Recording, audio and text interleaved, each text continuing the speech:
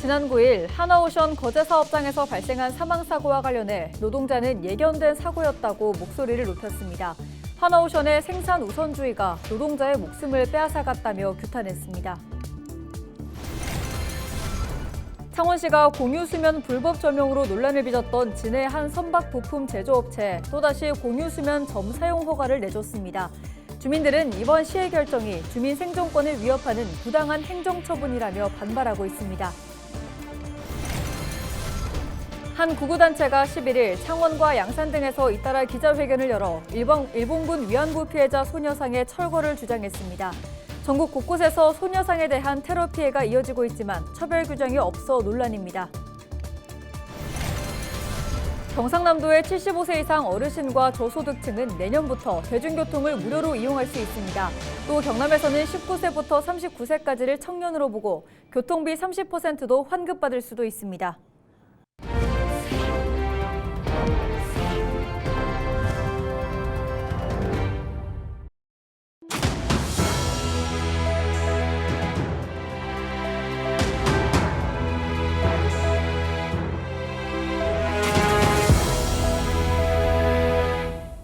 시청자 여러분 안녕하십니까?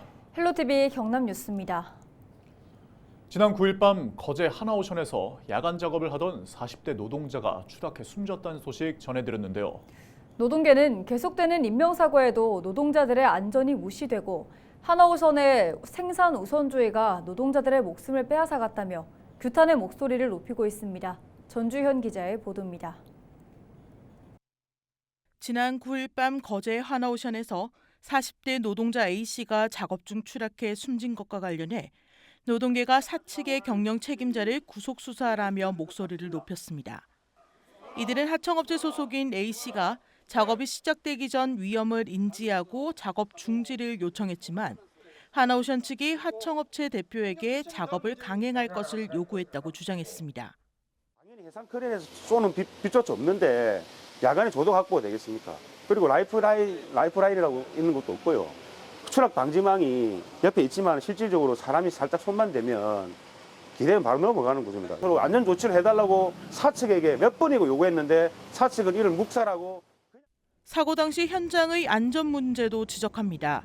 A씨가 작업을 하던 곳은 높이 32m 지점이었고 제대로 고정되지 않은 그물망이 설치되었을 뿐 안전 난간 기준에도 못 미치는 불법 설치물이라는 입장입니다.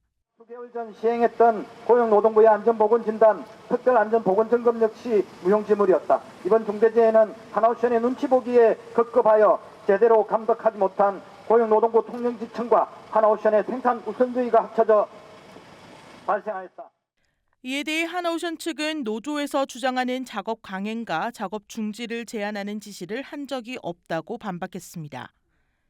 고용노동부 통령지청은 이번 사고와 관련해 중대재해처벌과 업무상 과실치사 혐의를 두고 조사 중입니다. 오늘부터 페트롤 도는 것 외에 지금 감독을 실시할 예정에 있기 때문에 이런 부분을 중점을 두어서 특별히 더 볼 거고. 하나오션에서 올해 중대재해로 인해 숨진 노동자만 3명. 조선소 안전보건관리체계에 구멍이 뚫렸다는 비판이 나오는 가운데 노동계는 더 이상 인명피해가 발생하지 않도록 안전대책 마련을 요구하고 있습니다. 또 하나오션의 실질적인 경영 책임자들의 처벌을 요구하는 투쟁을 이어갈 계획입니다. 헬로티비 뉴스 전주현입니다.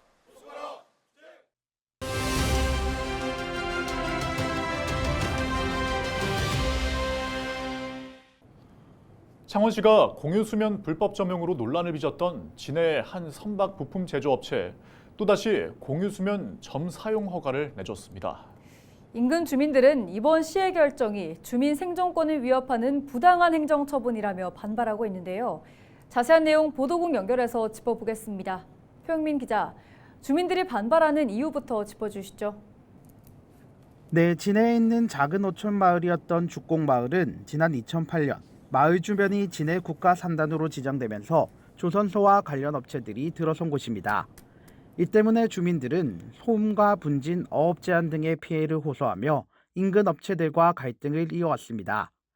특히 마을 앞바다를 선박 부품 제조업체 오리엔탈 마린텍이 공유 수면을 허가받은 면적보다 더 많이 사용하다 적발되면서 문제가 불거졌는데요. 업체 측은 25억 원의 변상금을 물고 허가 취소 초분도 받았습니다. 하지만 이후 사업장 운영을 위해 공유 수면을 사용해야 한다며 지난 4월 창원시에 공유 수면 점사용 허가를 냈고 결국 주민들의 반대에도 승인됐습니다. 문제는 지난달 업체가 사용한 기존 공유 수면의 3배에 달하는 신규 공유 수면 점사용 허가를 창원시가 또 승인한 점인데요. 주민들은 특혜나 다름없다고 주장하고 있습니다. 네, 이처럼 주민들이 특혜 의혹까지 제기한 상황 속에 창원시가 공유수면 점사용 허가를 내준 배경이 어떻게 됩니까? 네, 창원시는 공유수면 점사용 허가 신청을 승인 과정에서 관계기관 협의와 업체, 주민들의 의견 수렴 절차를 충분히 거쳤다고 판단했습니다. 또 주민들이 주장하는 피해가 없지는 않겠지만 주민들이 구체적인 피해 입증 자료 등을 제출하지 않아 사용 허가를 내줬다고 밝혔습니다. 이어 다른 여러 사항을 종합적으로 고려한 후에 승인 결정을 내렸다고 덧붙였습니다. 한편 창원시의 결정으로 오리엔탈 마린텍은 앞으로 5년 동안 명동 일대 바다에서 해상 크레인 운영과 화물 운반선 접안 등이 가능해졌습니다. 주민과 업체 사이의 갈등이 이제는 주민과 행정으로 번진 상황 같습니다. 주민들은 앞으로 어떻게 대처한다는 계획입니까? 주민들은 업체 편만 드는 창원시 행정을 규탄하며 반발 수위를 높이겠다고 밝혔습니다. 지금처럼 정기적으로 기자회견은 물론 시청 앞 집회 등 집단 행동에 나설 방침입니다. 오는 23일에는 진해 지역 어민들이 모여 회의를 거친 후 주민들과 어촌계 회원 등 수백여 명이 참여하는 집회를 열 예정입니다. 또 홍남표 시장의 면담을 추진해 공유수면 점사용 허가 문제를 빠르게 매듭지어 줄 것을 요구할 계획입니다. 네, 잘 들었습니다. 지금까지 보도국 표영민 기자였습니다.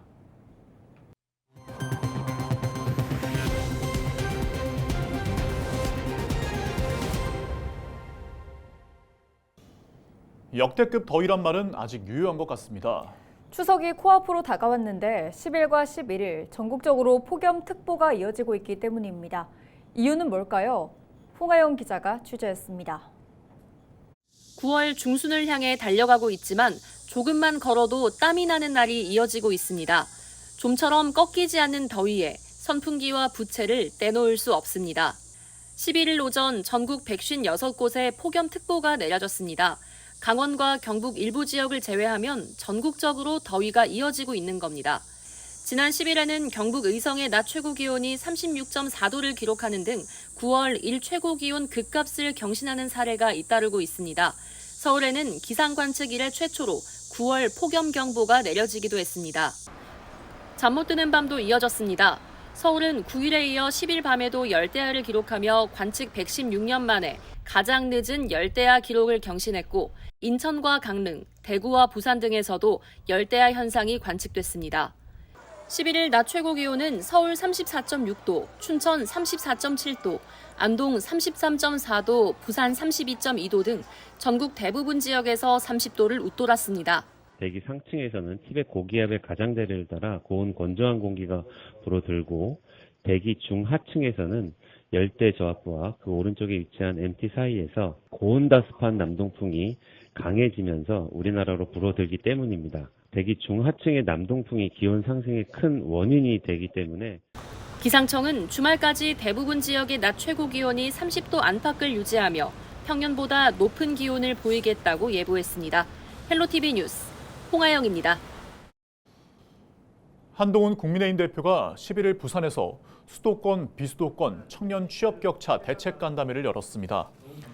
이 자리에서 한 대표는 부산이 제2의 도시이지만 양질의 일자리를 찾을 수 없고 청년들이 좋은 일자리에 대한 갈증을 느끼고 있다고 말했습니다. 또 청년의 삶을 개선하는 것을 가장 우선적인 정책 목표로 둘 것이라고 덧붙였습니다. 이날 간담회에는 국민의힘 격차 해소특위 조경태 위원장과 박형준 부산시장을 비롯해 부산 지역 국회의원과 대학생 20여 명이 참석했습니다.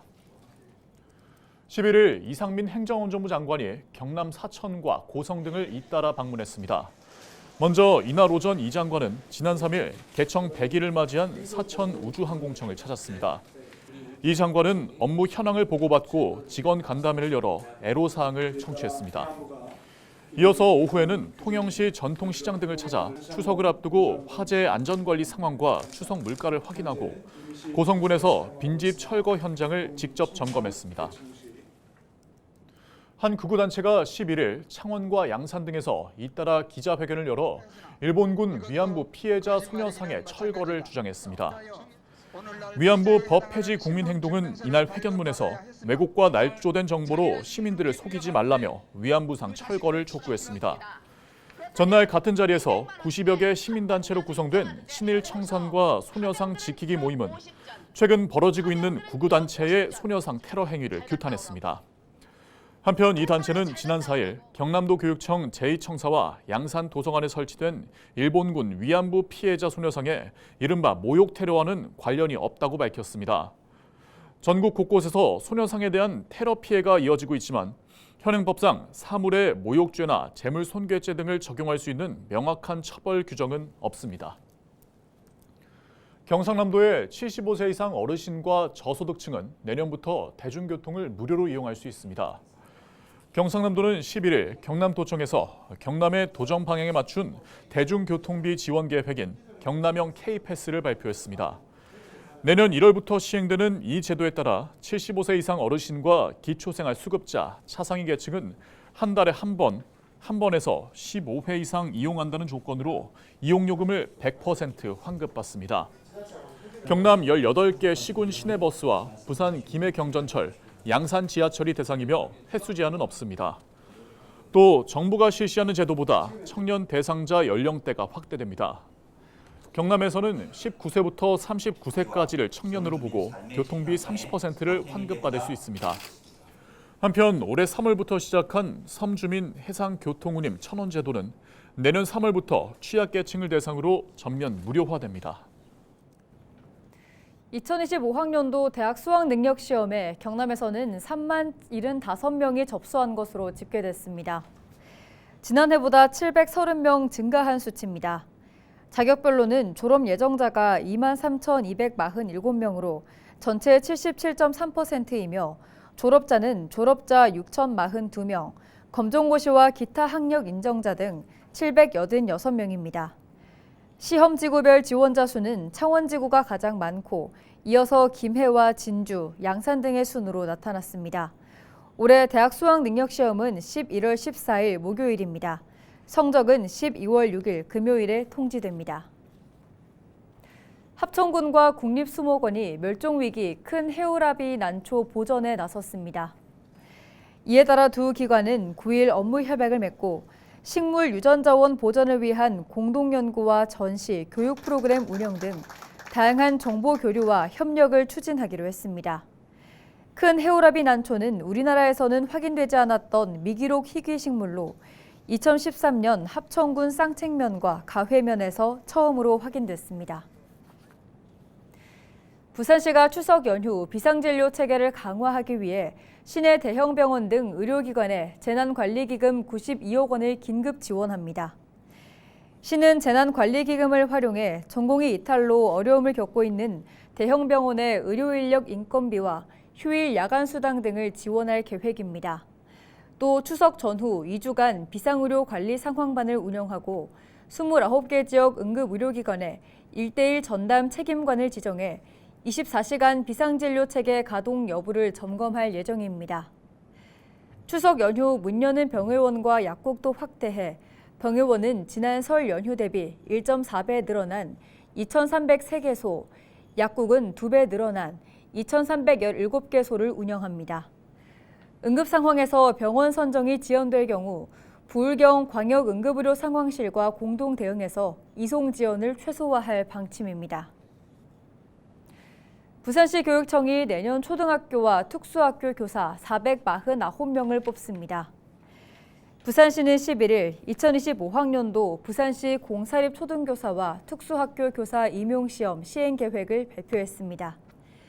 분야별로는 초등교사 411명, 특수학교 유치원 교사 6명, 특수학교 초등교사 31명, 사립학교 초등교사 1명입니다. 이상으로 뉴스를 마칩니다. 고맙습니다.